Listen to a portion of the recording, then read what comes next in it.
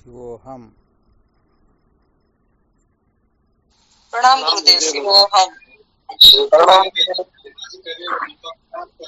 प्रणाम गुरुदेव। शिवोहम। शिवोहम।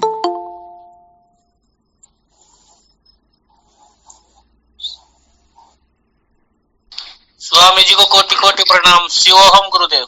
हाँ स्वामी जी के चरणों में साष्टांग प्रणाम। शिवोहम। स्वामी जी घर में विराज रहे आश्रम पर? आश्रम पर ही हूँ। और वो स्वामी जी के चरणों में कोटि कोटि प्रणाम। हाँ शिवोहम।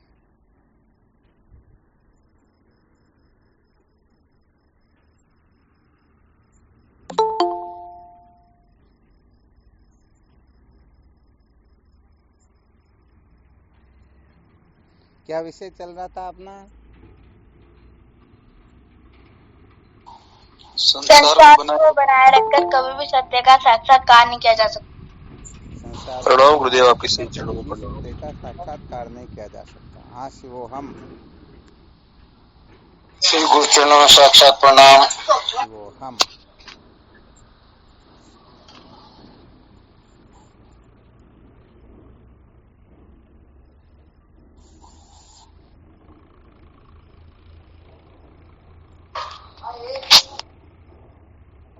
अच्छा, कल क्या सुनाया था?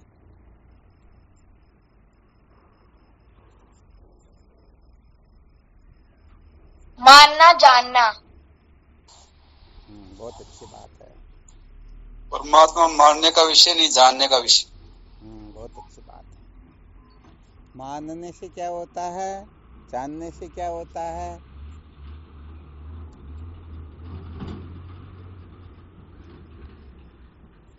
मानने से जाना जाता है, जानने से परम तत्व प्राप्त होता है। मानना जो होता है वो श्रद्धा से होता है, और जानना जो होता है वह प्रमाणों से होता है।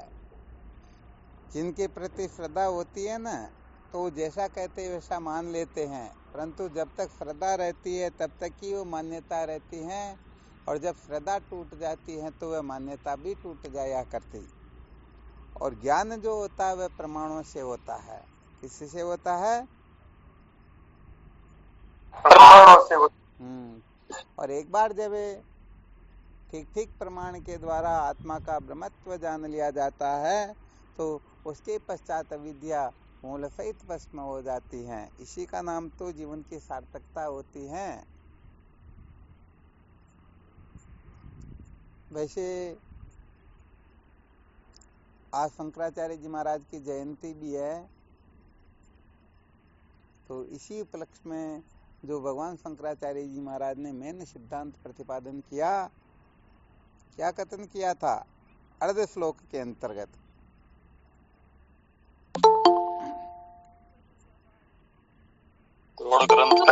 जगत मिथ्या जीव। बहुत अच्छी बात। अच्छा, थोड़ा संकेत कर देते हैं। शंकराचार्य जयंती मनाने का तात्पर्य यही हुआ कि भगवान शंकराचार्य जी महाराज को, अर्थात भगवान शंकराचार्य जी महाराज ने जिस अद्वैत सिद्धांत का श्रुति युक्ति अनुभूति से निर्णय करके प्रतिपादन किया, उसमें दृढ़ निष्ठा का हो जाना, यही शंकराचार्य जयंती मनाने का तात्पर्य होता है। ठीक है ना? तो भगवान शंकराचार्य जी महाराज ने अर्ध श्लोक में कथन किया है, श्लोकार्धेन प्रवक्ष्यामि यदुक्तम ग्रंथ कोटि भी ब्रह्म सत्यम जगन मिथ्या जीवो ब्रह्मेव नापरै। करोड़ ग्रंथ का सार कहूँ, अर्ध श्लोक के माय, ब्रह्म सत्य जगत मिथ्या जीव ब्रह्म दो नाय। तो कुल मिलाकर के साधकों को ये रहस्य अच्छी तरह से समझना होता है। एक तो आत्मा के बारे में, परमात्मा के बारे में और जगत के बारे में।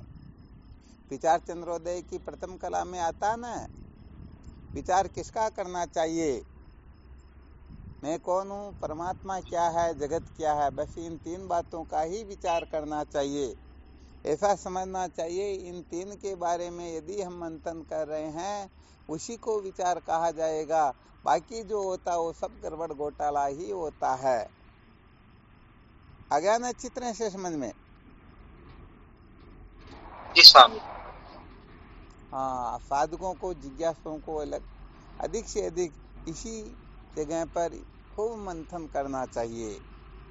मैं के बारे में भी खूब मंथन करना होता है और परमात्मा के बारे में भी खूब मंथन करना होता है, क्योंकि परमात्मा के बारे में लोगों की अनेक प्रकार की धारणाएं होती हैं, शास्त्रों की अनेक धारणाएं होती हैं। जितने भी पुराण देखेंगे अलग अलग धारणाएं मिलेगी। तो सचमुच में परमात्मा का स्वरूप क्या है, इसको बहुत अच्छी तरह से समझना होता है। और अपने बारे में तो हम अनंत अनंत कल्पनाएं करते हैं। अपने बारे में भी इस संसार में बहुत सारी धारणाएं बैठी होती हैं। जैसे परमात्मा के बारे में अनेक प्रकार की धारणाएं की हुई रहती हैं, उसी प्रकार से अपने बारे में भी कौन क्या कहता है, कौन क्या कहता है, अनेक प्रकार की धारणाएं बनती है ना। हाँ, तो यहाँ पर वास्तव में मैं क्या हूँ, परमात्मा क्या है, जगत क्या है, इसको बहुत अच्छी तरह से समझना होता है। अच्छी तरह से इस रहस्य को समझ लेना चाहिए। जो पूर्ण रूप से इन तीन चीजों को समझ लेते हैं तो फिर उनको कुछ भी करना, जानना, पाना, छोड़ना शेष रहता ही नहीं। और यदि इन तीन को न जान करके पता नहीं किस किस को जानने के चक्कर में पड़ गए तो सचमुच में अनादिकाल तक जानते रहो फिर भी शांति मिलने वाली है ही नहीं। हाँ, यहाँ पर थोड़ा और संकेत कर देते हैं। अपने बारे में सभी जानते हैं, ऐसी बात नहीं है कि हम अपने बारे में नहीं जानते हैं।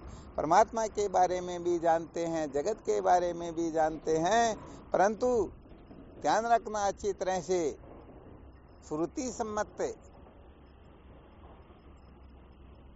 जो निर्णय है, श्रुति माता जिस प्रकार से संकेत करती है, श्रुति माता जिस प्रकार से जन्माती है, उसी प्रकार से हम जानने का प्रयत्न करेंगे, तभी परम पुरुषार्थ की सिद्धि होगी।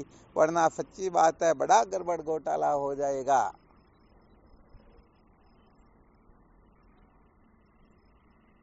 हाँ, ये कुछ कुछ सूत्र बड़े विलक्षण होते हैं। इन सूत्रों को हम ठीक प्रकार से नहीं जानते हैं, इसलिए बहुत सारी कल्पना कर लेते हैं कि हमने परमात्मा के बारे में जान लिया।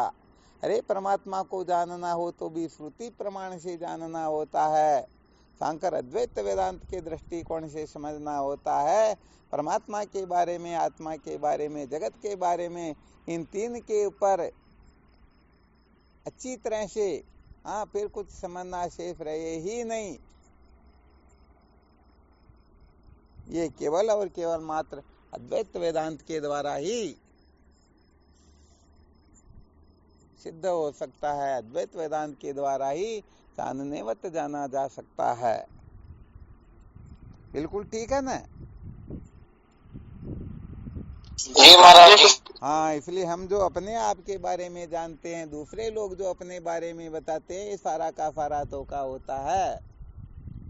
हम अपने बारे में अनेक प्रकार की अंट संट कल्पना करके बैठे रहते हैं, और जब उस कल्पना के ऊपर प्रहार होता है तो हम सचमुच में धराशायी हो जाते हैं, सचमुच में गड़बड़ घोटाला होने लग जाता है। इसलिए हम अपने को जैसा जानते हैं वैसे अपन है नहीं, परमात्मा को जैसा जानते हैं वैसे परमात्मा है नहीं, जगत को जैसा जानते हैं वैसा जगत भी है नहीं। सचमुच में आत्मा, परमात्मा व जगत के बारे में ठीक प्रकार से जानेंगे, तभी जीवन धन्य हो सकता है, हम कृतार्थ हो सकते हैं।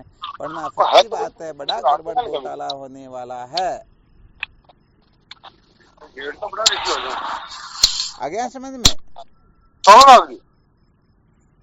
जी महाराज जी। हाँ, इस जगह अपने को बहुत ज्यादा सावधान रहना होता है। शिवोहम स्वामी जी। हाँ, शिवोहम। कोई है कि बाहर ना अंदर? मैं तो बाहर रोड पे ऊपर। आप पधार गए हो क्या? थोड़ी डिस्टर्ब तो हो जाओ। एक मिनट। सिद्धांत से जानना। हाँ, बहुत बहुत अच्छी बात है। चलो, आज तो संत भी आ गए, तो चलो और थोड़ा अच्छा काम हो गया। तो यहाँ पर अपना विषय चल रहा था, जानने योग्य जो परमात्मा है वह जब तक श्रुति सम्मत सिद्धांत से, श्रुति के अनुकूल हम जब तक जान नहीं लेते हैं तब तक सम्यक प्रकार से दुखों की निवृत्ति नहीं होती है, अज्ञान की निवृत्ति नहीं होती है। ये सदा सर्वदा ध्यान रखना चाहिए।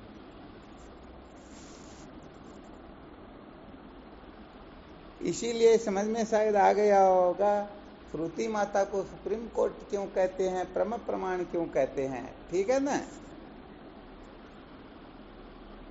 आवाज आ रही है? आ रही है गुरुदेव, आ रही है ना?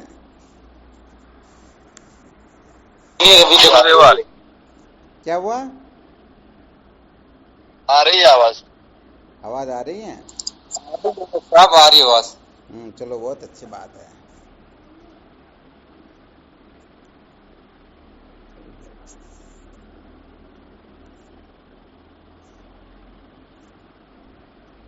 तो ये बिल्कुल क्लियर हो गया ना? जी महाराज जी। अच्छा, श्रुति सम्मत बोध नहीं होगा, अर्थात श्रुति माता को प्रमाण न समझ करके हम और किसी को प्रमाण समझ करके फिर यदि जानकारी प्राप्त करेंगे तो वह पूर्ण क्यों नहीं होगी? क्या कारण हो सकता है?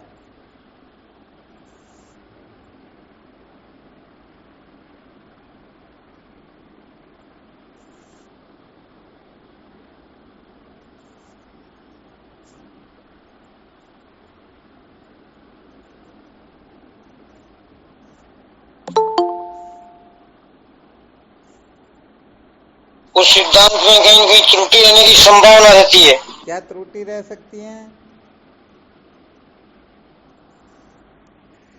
जो श्रुति सम्मत सिद्धांत है, एक तो उसमें अपने की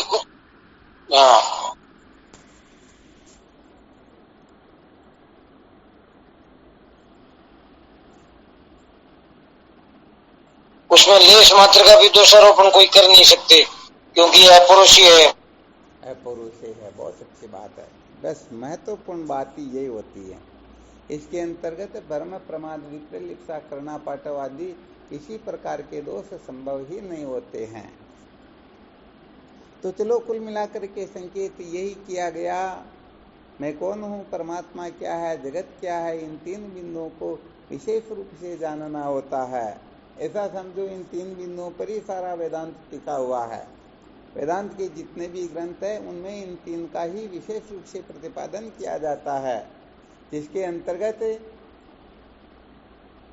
मैं और परमात्मा ये दोनों एक होते हैं, अर्थात आत्मा व परमात्मा का एकत्व प्रतिपादन किया जाता है, और जगत का अनित्यपना, मिथ्यापना, असतपना आदि कथन किया जाता है। अर्थात जगत का त्रिकाल अभाव निश्चय करवाया जाता है। जगत नाम की कोई वस्तु होती ही नहीं।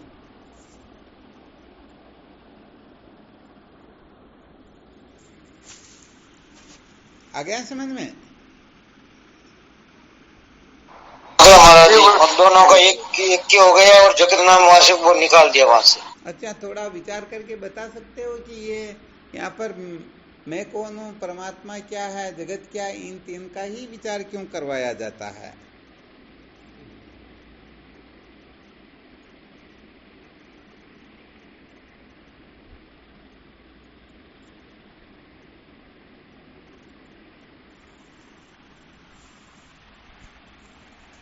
कि महाराज जी, जब तक जगत रहेगा तब तो ये प्रपंच और संकल्प और आग्रह रहेगा, और इनका निवृत्ति बगैर मैं और इस परमात्मा का एक ही होगा नहीं।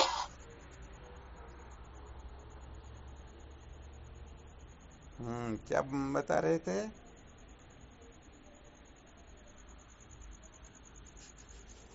एक बार जब तक जगत रहेगा, जगत को हम अस्तित्व के स्वीकार करेंगे, तब तक कुछ संकल्प विकल्प भी रहेंगे, आग्रह भी रहेगा, और जब तक ये रहेगा तो जीव और ब्रह्म की जो मैं और जो परमात्मा का ऐक्यपना वो नहीं आ सकता, ये बीच में बाधक रहेगा। अच्छा, मैं और परमात्मा के बीच में ना,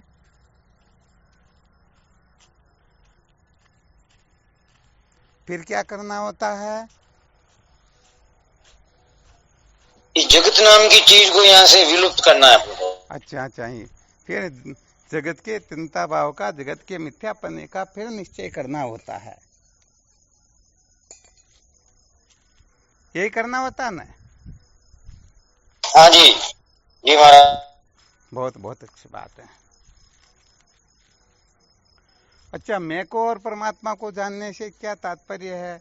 परमात्मा को जानना चाहिए, आत्मा को जानना चाहिए, ऐसा क्यों कहा जाता है?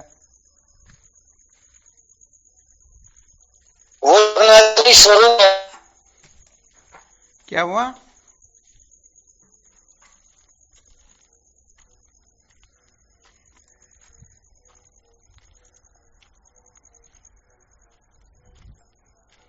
वापस बोलो।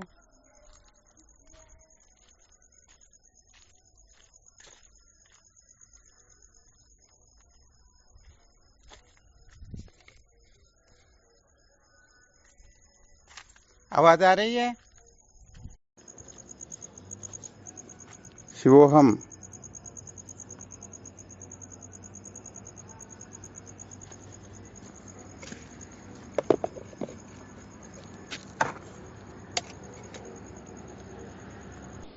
शिवोहम गुरुदेव। शिवोहम।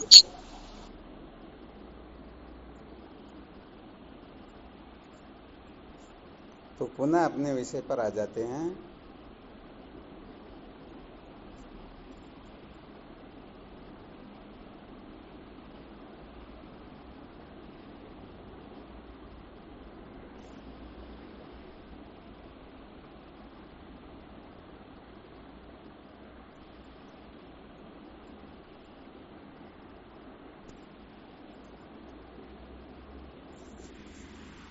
मैं का अर्थात आत्मा का, परमात्मा का व जगत का, इन तीन का विचार ही मुख्य रूप से बताया गया है।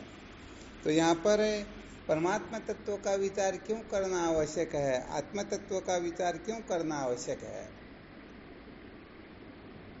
इससे क्या प्रयोजन सिद्ध होगा, अर्थात किस प्रयोजन की सिद्धि होगी?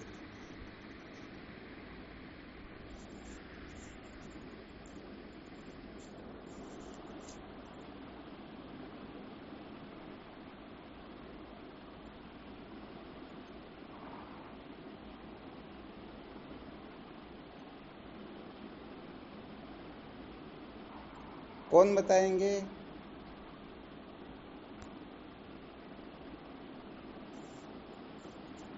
आवाज आ रही है? आ रही है गुरुदेव।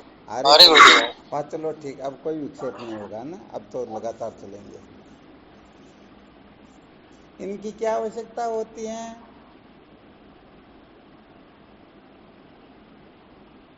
परमात्मा का विचार करो, गुरुदेव आत्मा का परमात्मा की, विचार करो।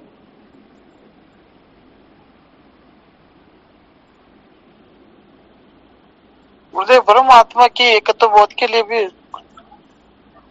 नहीं, वो तो बाद में होगा, पहले इसकी क्या आवश्यकता होती? हाँ, थोड़ा अच्छी तरह से मंथन करो इसके बारे में, थोड़ा धैर्य गंभीर से, और फिर थोड़ा सूत्र बताओ।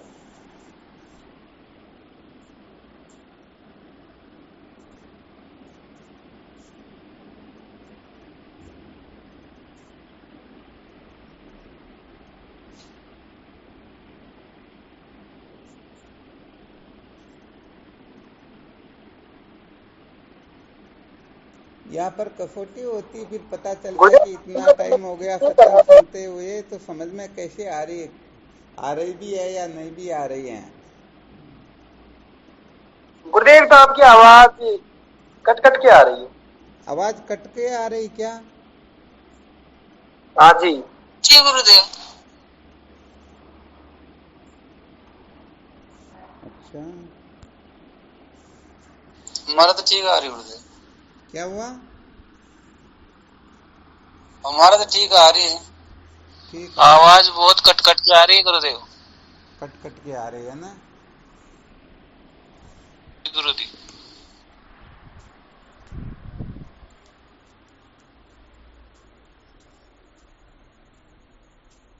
अब देखो कैसे आ रही है।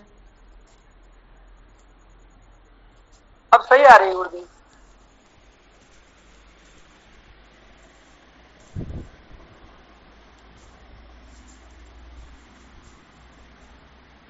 अब ठीक आ रही है ना? हाँ जी गुरुदेव। हाँ गुरुदेव, अब सही आ रही है। तो यहाँ पर परमात्मा का जो विचार करने के लिए कथन किया गया है, क्यों किया गया? विचार करने के लिए क्यों जोर दिया गया?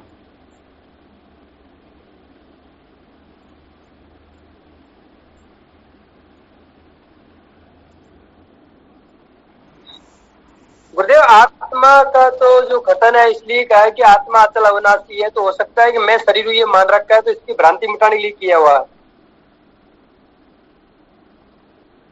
बहुत अच्छी बात है। और परमात्मा का विचार करने के लिए, और आत्मा की विचार करने से भ्रांति मिट जाएगी, तो फिर आत्मा और परमात्मा के एकत्व विचार की क्या आवश्यकता रह जाएगी?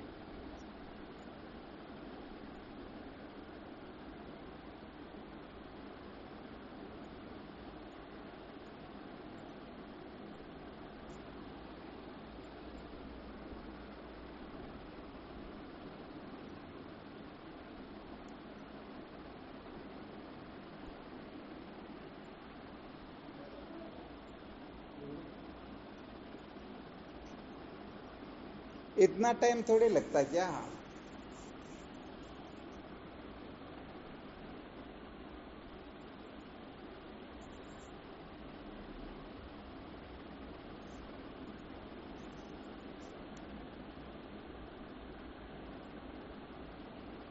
महाराज जी, स्वरूप की जानकारी के लिए।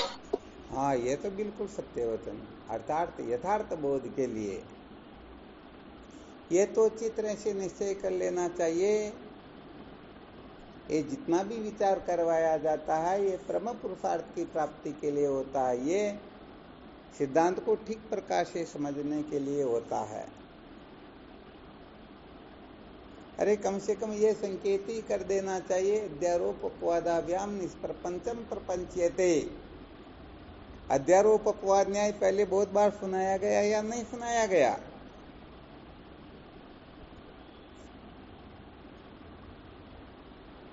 सुनाया गया गुरुदेव। 17 घोड़ों का दृष्टांत सुनाया या नहीं सुनाया? सुनाया गुरुदेव। तो 18वां आकर के वो बंटवारा ठीक प्रकार से कर देता और अंत में अपना घोड़ा लेकर के चला जाता। तो ये जितना भी अध्यारोप है ना, इनके अपवाद के लिए सारा का सारा कथन किया जाता है। तो वैसे देखा जाए तो सिद्धांतिक दृष्टि से तो अद्वैतम प्रमाणतः, अद्वैत तत्व के सिवाय और कोई वस्तु है ही नहीं, परमार्थ यही तो है। परंतु बताओ, अपने को अद्वैत का भान होता है, अद्वैत का होता है?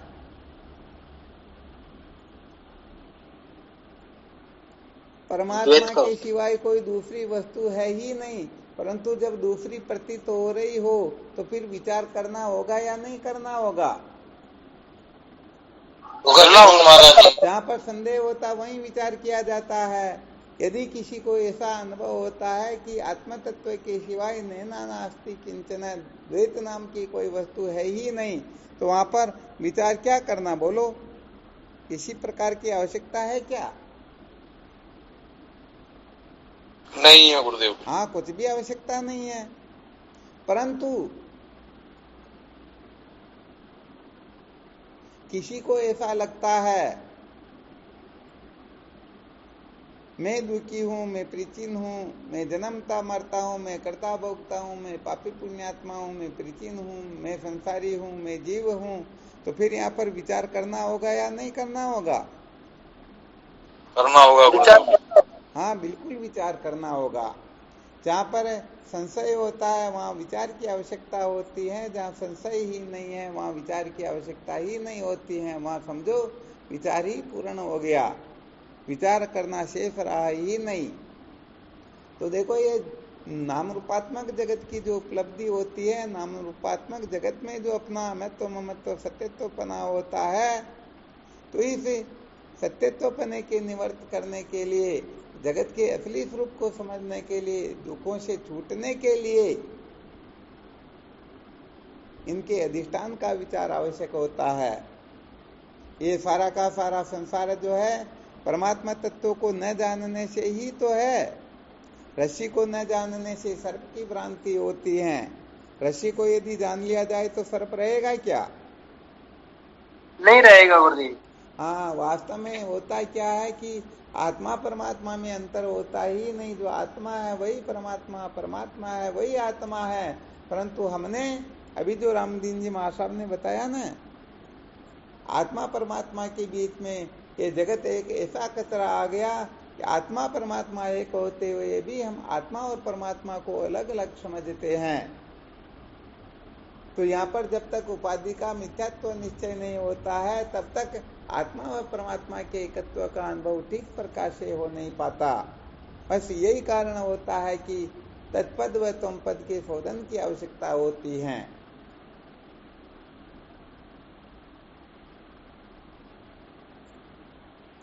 बिल्कुल ठीक है ना? जी गुरुदेव। हाँ, इनका और विशेष रूप से मंथन करना है। इस विषय पर और चर्चा चलती रहेगी। परंतु कुल मिलाकर के हम सचमुच में सजाते विजाते स्वगत भेद से रहित अद्वितीय ब्रह्म ही है।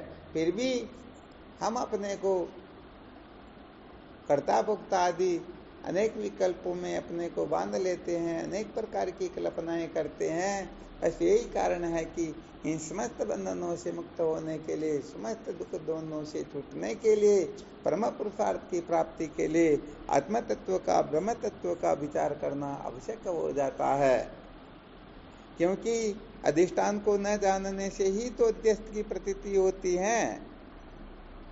यदि परमात्मा को ठीक ठीक प्रकाश से जान लिया जाए तो वो लोग जगत रहेगा क्या? नहीं रहेगा गुरुदेव। आत्मा को ठीक तरह से जान लिया तो अनात्मा से रहेगा क्या? नहीं रहेगा। तो यहाँ पर आत्मा व परमात्मा का जो एकत्व बोध होता है, सत्य कहे तो आत्मा परमात्मा के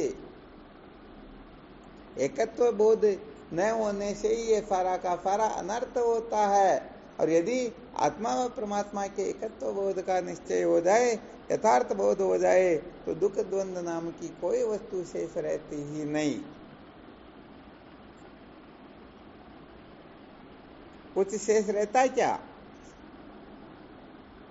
नहीं रहता। नहीं रहता ना, ये विशेष बात है।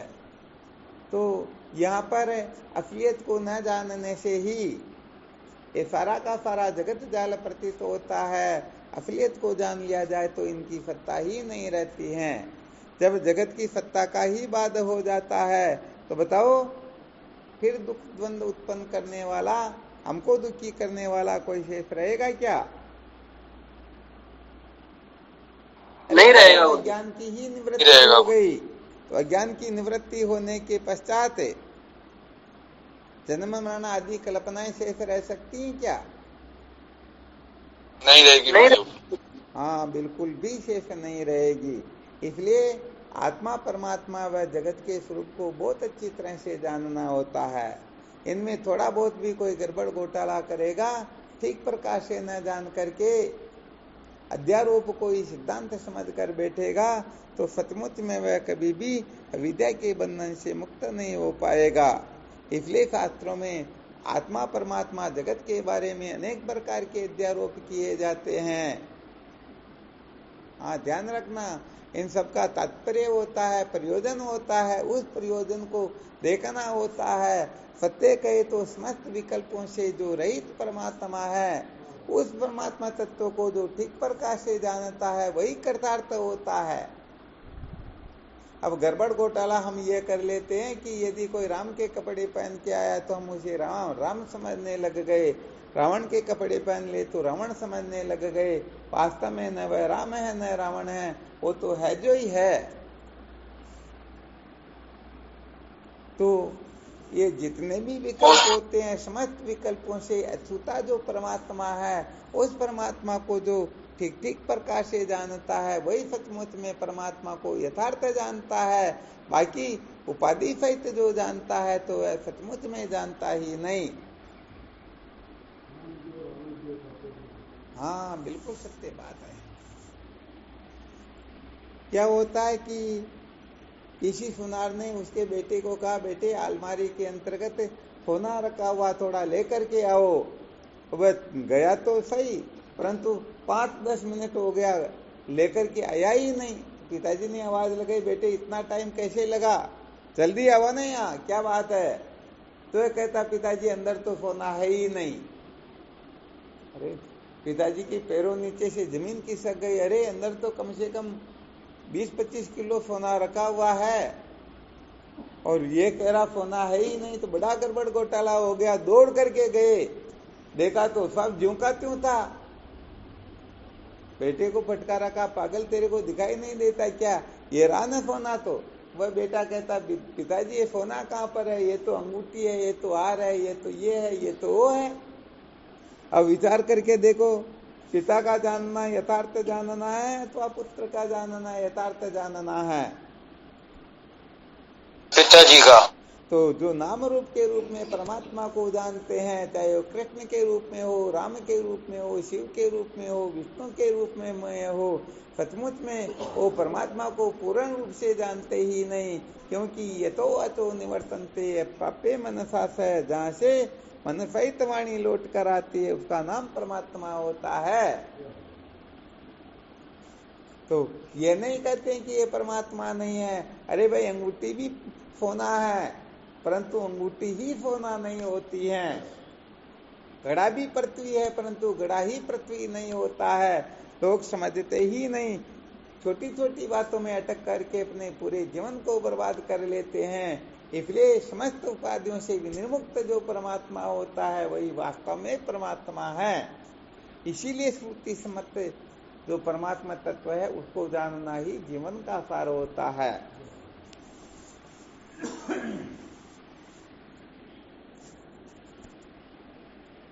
तो बस इसीलिए थोड़ी देर पहले संकेत किया था, 18 पुराण उठा करके देखो तो प्रत्येक पुराण में अलग अलग प्रकार से परमात्मा का वर्णन किया जाएगा। एक को मुख्य बताया जाएगा, दूसरे को दूसरे सारे के सारे उनसे उत्पन्न होते हैं, उनके सेवक दास आदि होते हैं। तो वैसे देखा जाए तो इनका तात्पर्य विधि पूर्वक समझना होता है, तब जाकर के भ्रांतियों की निवृत्ति होती है। वरना शुभ संतति राजा भी दिमाग चकरा गया कि किनकी बात को माना जाए। और कहने का मतलब पहले तो समझो ज्यादा संशय नहीं था, अब बहुत सारे पंडितों को बुला करके पूछा ऐसा देव कौन है जो कभी सोता नहीं बल्कि जगता ही है। तो बहुत सारे पंडित आए, तो किसी ने क्या बताया, किसी ने क्या बताया। तो उनको पहले तो थोड़ा दुख था और अब इतना दुख हो गया कि करे तो क्या करें। जैसे किसी डोकरी के आंगन में बिल्ली मर गई, डोकरी ने सोचा किसी को बिल्ली को डलवाने के लिए कहेंगे तो पैसे लेंगे, इसे तो अच्छा है कि टोकरी में डाल करके ऊपर कचरा डाल करके अपन ही डाल आते हैं। तो डोकरी ने काम तो ठीक किया, बिल्ली को निकालने के लिए गई, तरकीब से ले जा करके डाल कर वापस आ गई। आगे आकर के क्या देखती हैं, जब वह गई उस समय दरवाजा बंद करना भूल गई। कोई बाहर से रोगी ऊँटता वो चलता हुआ आ रहा था, दरवाजे में गया, अंदर नीम का वृक्ष था, वह 2-4 कोंपले खाता है और खड़ा खड़ा ही गिर पड़ता है। अब बताओ, बिल्ली को तो डाल करके आ गई, ऊँट को कैसे डालेगी? डाल सकते हैं क्या? नहीं डाल सकते। हाँ, नहीं डाल सकते। तो शुभ संतति नाम के राजा को ये सप्तम तरंग में वर्णन आएगा। तो शुभ संतति राजा को जिज्ञासा हुई, ऐसे देव को जानो जो कभी सोता ही न हो बल्कि 24 घंटे जगता हो। परंतु पंडितों ने अलग अलग पुराणों के अनुसार पंचदेव उपासना का विधान बताया, सबसे श्रेष्ठ ये, सबसे श्रेष्ठ यह है। तो शुभ संतति राजा तो दिमाग चकरा गया। अब कहें तो किसको सत्य बताए, एक दूसरे की निंदा करते हुए देखने में आए तो उनको ऐसा हो गया जैसे बिल्ली निकालने की जगह ऊँट को दसा लिया।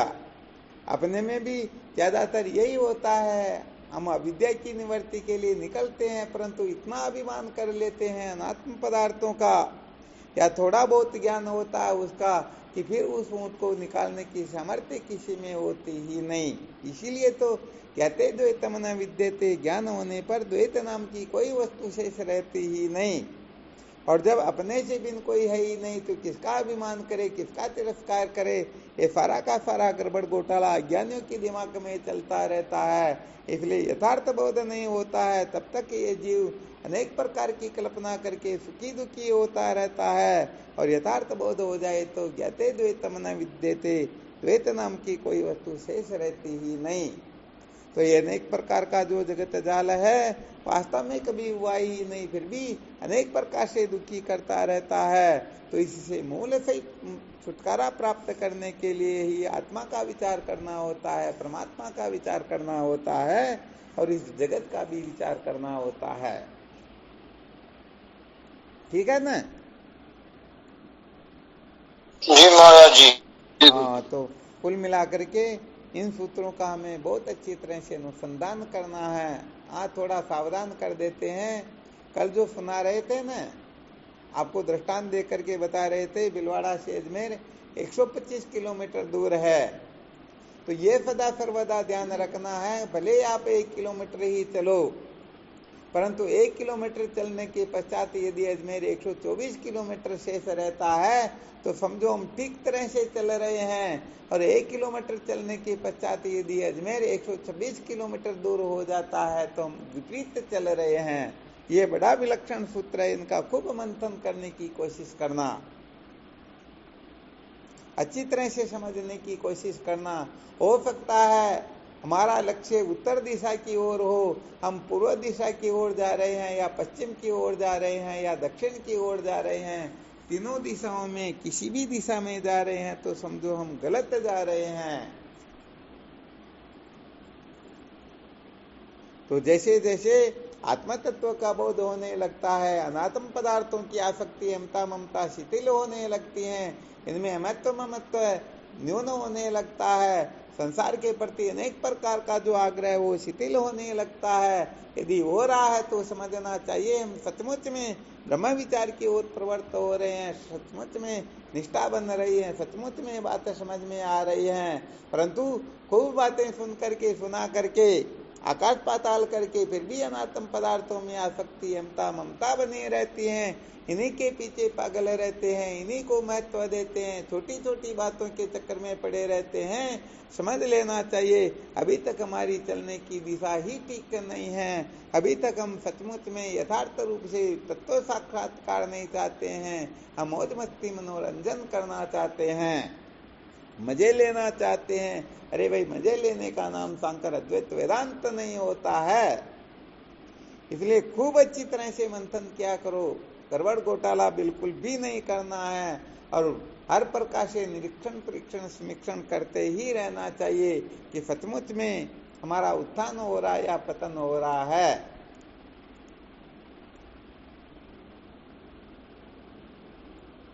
बिल्कुल क्लियर? जी महाराज जी। हाँ, ये विशेष सूत्र है। वैसे आज तो इसी सूत्र के बारे में मंथन करना था, फिर भी चलो इस तरफ प्रवृत्त हो गए तो, क्योंकि मुख्य मुख्य सूत्रों को तो हमें अच्छी तरह से समझना ही समझना है। संसार को बनाए रखकर कभी भी सत्य का साक्षात्कार किया जा सकता ही नहीं, इस सूत्र को सम्यक प्रकार से निश्चय कर लेना है। तो श्रुति माता के सिवाय या आत्म तत्व ब्रह्म तत्व जगत के बारे में श्रुति माता जैसे विचार करवाती हैं, उस प्रकार से विचार का त्याग करके हम कुछ भी कर रहे हैं तो समझ लेना चाहिए हम जगत को बनाए रखना चाहते हैं। जगत के प्रति अपना आग्रह ज्यों का त्यों बैठा हुआ है और ये आग्रह हमें अनादिकाल से भटकाता आ रहा और भटकाता ही रहेगा।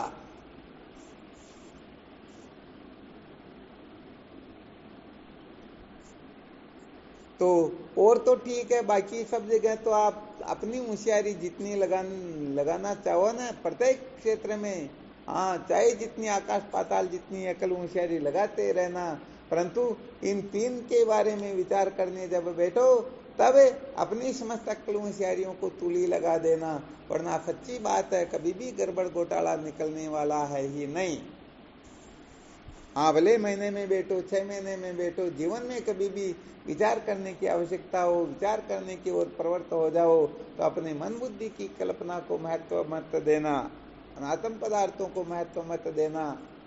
हाँ, यदि इनको महत्व देंगे तो सच्ची बात यह है, कितना भी अच्छा हलवा क्यों न बना रखा हो और उसको कीचड़ में डाल दिया जाए तो काम का होगा क्या? या शक्कर की जगह नमक डाल दिया जाए तो काम का रहेगा क्या?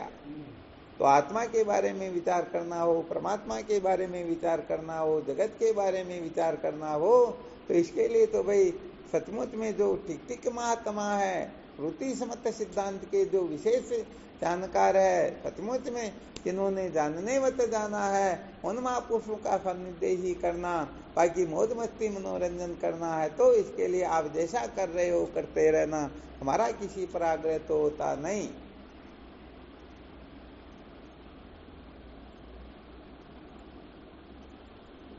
तो कुल मिलाकर के पता लग जाता है कि कौन सा साधक सचमुच में आत्म तत्व का साक्षात्कार चाहता है, सचमुच में प्रवृत्ति है या नहीं, सचमुच में मौज मस्ती मनोरंजन को ही महत्व दे रहे हैं अथवा जीवन को धन्य बनाना चाहते हैं।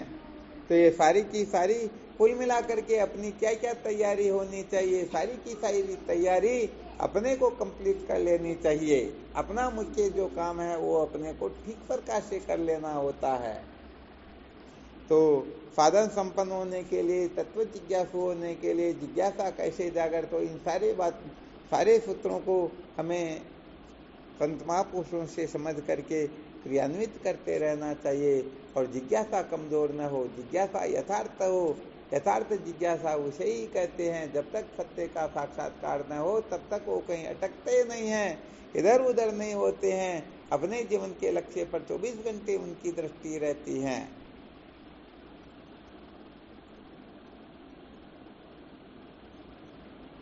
चलो ठीक, फिर इसमें कोई और संशय हो तो देख लो, कल विचार करेंगे। और क्या, अब संत आए हुए तो इनसे भी चर्चा करेंगे।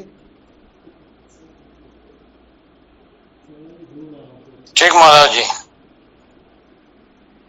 प्रणाम गुरुदेव।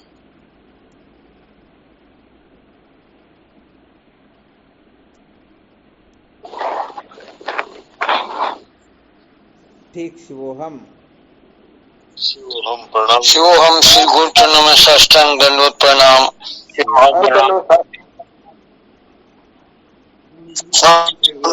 चरणों में साष्टांग प्रणाम। हाँ, शिवोहम। गुरु जी का चरणों में प्रणाम। शिवोहम। शिवोहम।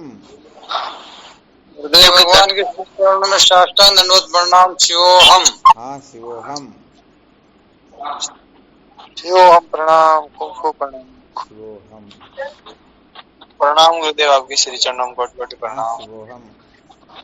गुरुदेव को प्रणाम। शिवोहम। शिवोहम।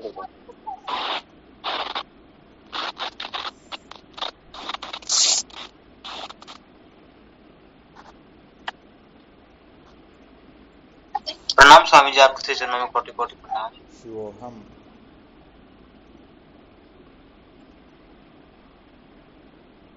प्रणाम स्वामी जी, आपके श्री चरणों में कोटि कोटि नमन। हाँ, शिवोहम। प्रणाम स्वामी जी के चरणों में। शिवोहम। शिवोहम। स्वामी जी के चरणों में कोटि कोटि प्रणाम। शिवोहम। प्रणाम स्वामी जी, आपके श्री चरणों में बारंबार। जय हो आप। शिवोहम। प्रणाम गुरुदेव। शिवोहम। शिवोहम।